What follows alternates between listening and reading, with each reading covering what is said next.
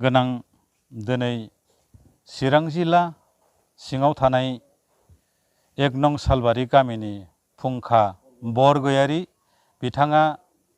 दिनै लकडाउननि सोमोन्दै आंखाल जानायाव जोंनि मुराफारा गामिनि 12 जन न'खराव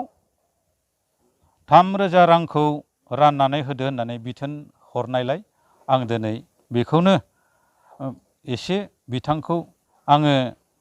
बिथांनिसिम गामिनि गावबुरा जानानै रोजा रोजा साबायखर बावनाय थाबाय। गोनां दिनै चिरां जिल्ला सिङाव थानाय 1 नं सालबारि गामिनि फुंखा बरगयारि बिथाङा दिनै लकडाउननि सोमोन्दै आंखाल जानायाव जोंनि मुराफारा गामिनि 12 जन न'खराव 3,000 रांखौ राननानै होदो होननानै बिथोन हरनायलाय आं दिनै बेखौनो एसे बिथांखौ आङो बिथांनिसिम गामिनि गावबुरा जानानै रोजा रोजा साबायखर बावनाय थाबाय।